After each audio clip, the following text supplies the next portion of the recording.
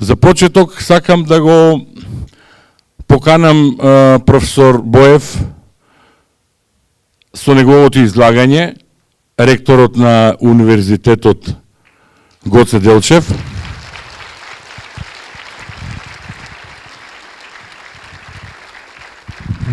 Добро ве најдов. Добро ве најдов и јас. Убаво се чувствуваме вака во ваше друштво. Повелете. Јас би сакал во оваа прилика да проговориме нешто малку поафирмативно за науката на овој универзитет. Еден составен дел на нашето живење, еден составен дел на вашето утрешно работење. Малку поафирмативно, малку не толку длабоко научно, меѓутоа сепак за некои важни теми за кои сметаме дека се убаво да ги слушните.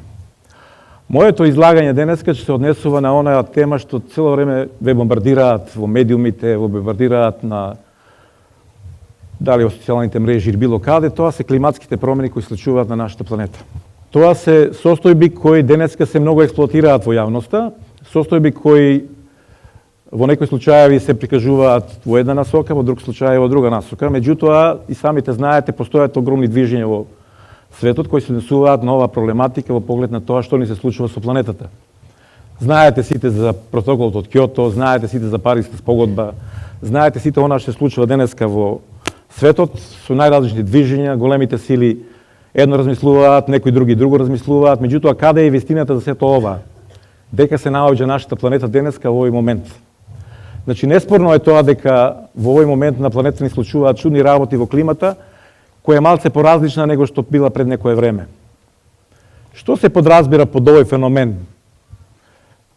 Климата представува статистички просек на времето во едно 30 на години. Значи, ако се вратите назад 30 години, би било некој просек во тоа што ни случувало во климата. Меѓутоа, дали тоа не ни случувало во минатото? Во секој случај ни се случувало и во минатото. На универзитетот постои една дисциплина која се нарекува наука за земјата, кој се изучува на еден од факултетите кој се занимава со овие прашања. Луѓето кои работат во оваа дисциплина имаат сознание кои се малце поинакви од некои други кои не работат во таа професија и затоа е добро да ги споделат знаењата со вас. Со младите, да знаете малце подобро да размислувате во тоа што ни се случува со оваа планета и до кога ќе ни се случува ова на нашата планета. Значи, рековме, тоа е статистички просек кој се однесува во задните 30 на години. Значи, што представува климатска промена и како геолозите дознаваат на неа? Тоа се оние луѓе кои работат на Факултетот за природни и технички науки и оние наши колеги кои работат во светот. Значи, она што се случува денеска во климата на планетата и постојат записи кои се случувале и во минатото. Ние како истражувачи за оваа проблематика дознаваме од она што го истражуваме. Во најголем случаеви станува збор за истражување во Антарктикот или за истражување, да кажеме, на Северниот пол или истражување на Гренланд, каде што имате голема количина на мраз, каде што нашите стручници од оваа област изведуваат длабински дупчиња и доваѓаат до сознание што се случувало во минатото. Например, во задните 100.000 години, во задните, да кажеме, 10.000 години, во задните 15.000 години, за да може на база на овие сознанија да се предвидат што тоа ни се случува на планетата денеска. Значи, тука гледате како нашите истражувачи го прават тоа на Антарктикот, каде што врз база на онаа што се случува во минатото, записите кои постојат во мразот, одредуваме за составот на атмосферата во задните, да кажеме, 100.000 години, во задните 15.000 години или во задните 10.000 години. Значи, постојат записи од она што се случувало во минатото. Не мислите дека климата се менува само сега. Се менувала и порано. Меѓутоа, сегашните промени се последица на она што ние правиме денеска на планетата. Значи, во текот на последниот век е забележена брзорастечка, да кажеме, промена на климата како последица на зголемувањето на емисиите на гасовите кои се резултат на согорувањето на фосилните горива. Значи, во експлоатацијата на јаглените, во експлоатацијата на нафтата или она што значи индустриализација на планетата. Како последица на овие активности, доаѓа до значителни промени во климата во задниот век, во последниот век. И сите оние промени кои сега ни случуваат, можеме во еден, да кажеме, во една насока да ги третираме дека се последица на индустријска револуција, а од друга насока да ги третираме како последица, да кажеме, на она што случувало во минатото, односно циклични појави на промена на климата како последица на самата еволуција на планетата. Значи, во основа станува збор за зголемување на количината на CO2 во атмосферата.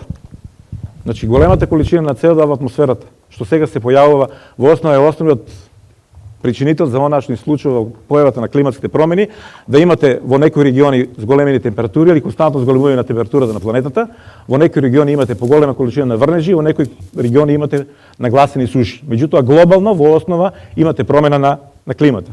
Постои општа загриженост дека климата на земјата и понатаму ќе се затоплува. Значи тоа е генерална констатација. Генерална констатација е дека во задните 100 години имаме промена на температурата околу 0,6 степени Целзиусови, просечно. Меѓутоа постои загриженост дека таа температура и понатаму ќе расте. Тоа расте на температурата и понатаму во основа ќе доведува до глобални феномени на планетата кои ќе имаат катастрофални последици за некои делови на планетата. Например, промената на температурата. Ако се случило за времето на, да кажеме, на појавата на првите хоминоиди, значи за времето на Homo sapiens ако се случила, ништо не би представувало на планетата. Бидејќи тоа била мала популација, која во основа не значила Бог знае што на планетата. Меѓутоа, денес како се случи таква промена на голема промена на климата, вие ќе имате рапни промени во, да кажем, во состојбата на нивоата на океаните. Таквата промена на нивоата на океаните ќе ви доведе до енормни проблеми во живеењето на огромна количина на луѓе кои се наоѓаат во градовите, кои се наоѓаат покрај океаните. Значи ова би случило денеска. Би имале градови кои биле под вода, од една страна, а од друга страна би имале животински, да кажеме, врсти кои живеат на Антарктикот или живеат, да кажеме, на Северниот пол, кои би седале можеби овака нешто. Оваквите промени, реков, во овој момент би биле катастрофални. Меѓутоа, оваквите промени се случувале и во минатото. Само пред 5 милиони години температурата на планетата била 5 до 6 степени повисока од ова што е денеска. Нивоата на морињата биле 20 до 30 метри повисоки него денешните. Значи пред 5 милиони години. Во задните развојни етапи на планетата, во основа имате циклични периоди на појавување на високи температури и циклични периоди на појавување на пониски температури. Денеска се наоѓаме во така наречениот период на континуирано зголемување на температурата. Меѓутоа, реков од феноменот на индустриализацијата на планетата, од една страна, од друга страна, енормното зголемување на популацијата, доведува до емисија на гасови кои во основа вршат затоплување на самата атмосфера. Феноменот, да кажеме, на стаклена градина или феноменот Ел Нињо кој во основа дава глобални манифестации на промената на климата. Оваквите состојби во основа, доколку не бидат рестриктирани и доколку не се спроведат документите кои се несуваат, да кажеме, на протоколот од Киото од една страна или на Париската спогодба од друга страна, во краток временски период, во наредните 30 години, со трендот на зголемување на популацијата на самото население, во основа ќе имаме последици да се зголеми температурата можеби за 2 до 3 степени. Таквото зголемување на температурата за 2 до 3 степени ќе предизвика енормни последици во топењето, да кажеме, на мразот на Антарктикот од една страна, на Гренланд од друга страна, на Северниот пол од трета страна, за да ви се зголемат нивоата на океаните. Ова зголемување на нивоата на океаните ќе го промени комплетното однесување на сите водени струјања во океаните од една страна, од друга страна ќе доведе до огромни миграцијски таласи. Ние денеска сме свесни за миграциите кои постојат не само како последици на политичките промени кои се случуваат во Северна Африка или, да кажеме, во Далечниот исток, на Афганистан, на Пакистан. Не само последици на тоа, последици на промената на климата кои постои во овие региони. Луѓето мигрираат во регионите кои имаат постабилни клими. Овие миграцијски процеси ќе бидат енормни доколку оваквите феномени се продолжат и понатаму да се случуваат на планетата. Меѓутоа, јас сакам да споменам нешто друго. Тоа се процеси кои недвосмислено постојат. Значи, емисијата на гасови недвосмислено се зголемува како последица на нашата индустриализација, на употребата на фосилните горива, на употребата, да кажеме, на автомобилите од една страна и големата популација која се појавува. Морат да бидете свесни, најголемите емитери на CO2 на планетата сме ние. Луѓето, најголемите емитери сме. Значи, таа енормно се зголемува како популација. Значи, во крајна консеквентна линија, на крајот она што сакам да го споменам, ќе мора да бара науката и други решенија. Нема да бидат решенијата доволни само од аспект на тоа да ја намалиме емисиите на CO2. Како ќе ја намалиме зголемувањето на популацијата? Како ќе решиме проблемите кои доправа ќе дојдат во таа насока? Од тој аспект гледано, значи науката се соочува со огромни проблеми и предизвици во поглед на оваа цивилизација која постои на оваа планета. Може би решенијата ќе бидат некои други кои ја на крајот сакам да ги споменам. Сакам да споменам некои работи кои се насуваат на она што ни случувало во минатото. Значи, реков, овие промени кои денес се случуваат се последица на човечката активност од една страна, а од друга страна и се последица на она што значи природа. Знаете и сами дека на планетата имаме огромна количина на вулкани, и тоа активни живи вулкани. Најголемата емисија на гасови што може да ја внесат во атмосферата, тоа се вулканите. Ниједна човечка активност ни приближно не може да внесе таква голема количина на гасови и да ја промени рапидно состојбата во гасниот режим на планетата. Тоа може да го направат вулканите. Меѓутоа, дали тоа се случува сега и дали тоа во минатото се случувало? Да, се случува и сега, меѓутоа во не во такви обеми како што се случувало во минатото. Јас само ќе ви споменам за неколку случаи што се случило на планетата во минатото, за кои имаме докази, кои рапидно ја промениле климата, како последица или на емисијата на голема количина на гасови од вулканските ерупции, или како последица на нешто друго. Во геологијата постојат две дати кои се исклучително важни. Тоа е почетокот, да кажеме, на периодата Перм-Триас, пред околу 270 милиони години, кога на планетата се случиле најголемите вулкански ерупции, воопшто до сега што се случило во 4,5 милиарди години старост на планетата. Значи, во тоа време, во Сибир, се случуваат најголемите вулкански ерупции. Огромна количина на вулкани во тоа време работат во територијата на Сибир. Тоа се така наречените сибирски замки. На овој простор се емитира таква емисија, со таква голема количина на гасови, од една страна, од друга страна, пред Перм, како геолошка, кажеме, периода, постои периодата која се нарекува карбон. Таа се нарекува баш поради тоа што имате огромни наоѓалишта на јаглени. Најголемата количина на јаглеводороди е врзана во природата на карбон. При ерупцијата на вулканите во Перм, огромна количина на јаглени биле запалени и изгореле. Атмосферата се толку многу променила во тој период, да емисијата на CO2 во тој период изнесувала 2000 до 3000 ppm. Денеска е околу 200 ppm во сегашно време. Значи 2000 до 3000 ppm. При таквата емисија на огромна количина на CO2 во атмосферата, од една страна, дошло до енормно загревање на температурата на планетата и имате уништување на преку 90% од врстите. На границата меѓу Перм и Триас се уништени 90% од живите врсти на планетата. Само на таа една граница. Како последица на климатските промени кои доведуваат до емисија на огромна количина на гасови, го менуваат целокупниот гасен режим на планетата, за да може во таквиот новосостојен гасен режим на планетата ниједна врста да не опстои. Само 10% од врстите продолжуваат понатаму во нашата нормална еволуција. Ова се врстите кои се уништени на границата меѓу Перм и Триас. Меѓутоа имаме уште една многу позначена граница во еволутивниот развој на планетата, која е така наречената КТ граница или границата меѓу кредата и терциерот. Меѓу она што значи постаро време и она што значи новото време. Тоа е така наречената граница на 65 милиони години или границата на уништувањето на диносаурусите.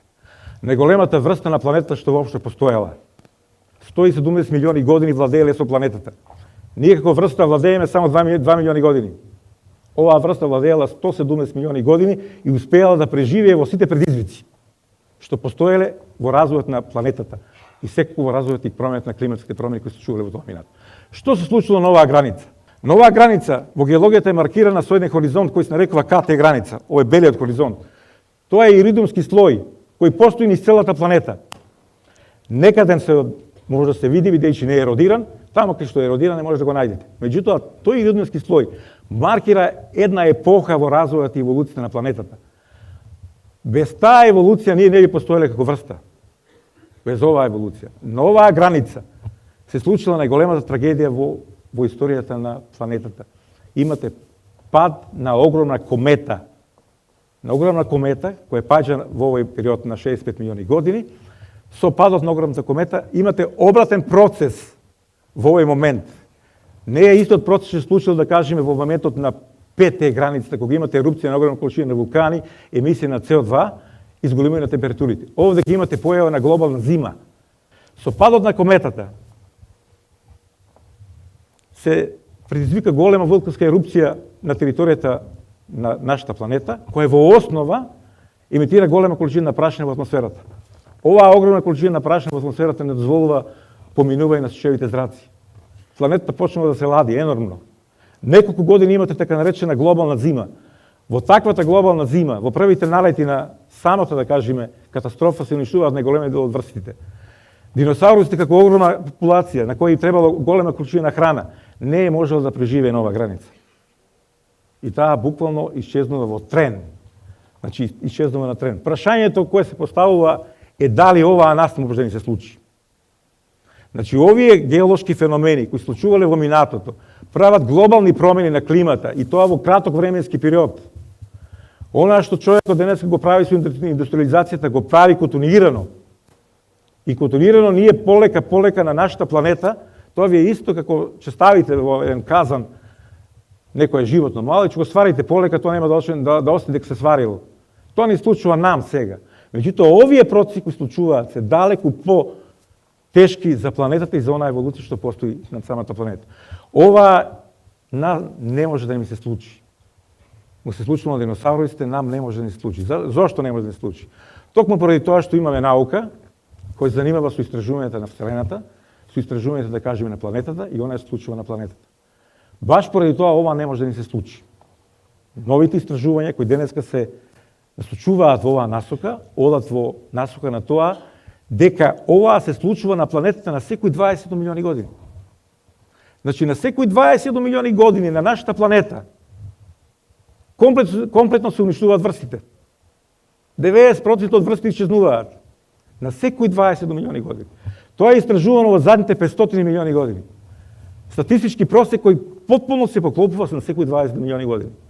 Науката немала одговор на ова прашање. Се уште нема одговор на прашањето зошто ни се случува тоа. Дали ќе ни се случи на наредните 20 милиони години? Каде се наоѓаме сега во тој период? Дали сме на крајот на тој период или сме на почетокот на тој период? Ова објаснување денеска го дават астрофизичарите. Дека сончевиот систем што го познаваме не е баш таков. Дека сончевиот систем нема само една звезда, Сонцето, него има уште една темна звезда, така наречено црвено џудже, која уште не може да го видиме каде е. Кој прави огромни проблеми на секои 20 милиони години, видејќи има такво движење околу Сонцето, да на секои 20 милиони години доаѓа до така наречениот Ортов облак. Тоа е Ортовиот облак кој се наоѓа на периферниот рабен дел на сончевиот систем, кај што имате милиарди комети. Милиарди комети, стотици милиарди комети кои седат, односно лебдат во тој простор. Кога ќе помини тоа црвено џудже околу тој облак, воведува во сончевиот систем стотици милиарди комети одеднаш паѓаат. Тоа е она што го виделе диносаурусите за последен пат и исчезнале. Кога имате огромна количина на комети кои паѓаат, а вие не може да се справите со тоа.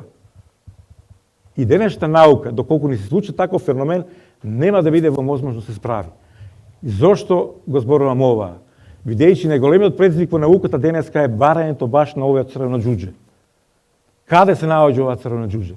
Истражувањата денес кои се направени во сончевиот систем позади Плутон, на планетоидите кои се наоѓаат позади Плутон, укажуваат нестандардно движење на тие планети. Укажуваат на тоа дека постои некоја друга маса некаде, која што не може да ја видиме, кој прави огромни проблеми во сончевиот систем на секои 20 милиони години. Тоа е теоријата на немезата. Најзначајната научна теорија денес која се развива во астрофизиката, која во основа треба да даде одговор на прашањето што ќе правиме на оваа планета. Најблиската звезда која ни се наоѓа на нас е во созвездието на Проксима Кентаури, 4,2 светлосни години од нас. Се наоѓа црвено џудже, околу која имате планетата Проксима Б, која е погодна за живот. Може би нашата наука, некои од генерациите ќе ги однесе таму и ќе го реши проблемот на она што значи циклично изумирање на врстите на планетата. Видејќи тоа не се случува на секои 20 милиони години. Сакам да ви кажам дека не берите гајле на половина од периодот сне, уште 13 милиони години.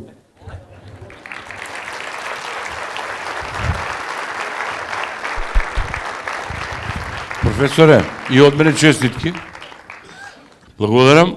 Благодарам и на тебе. На прекрасното излагање и искрено да кажам, ја не верувам дека диносаурусите изумрени, затоа што ја имам 6 у подрум кај мене, ама од тие малите јапанските. Поздрав. Поздрав, се гледаме.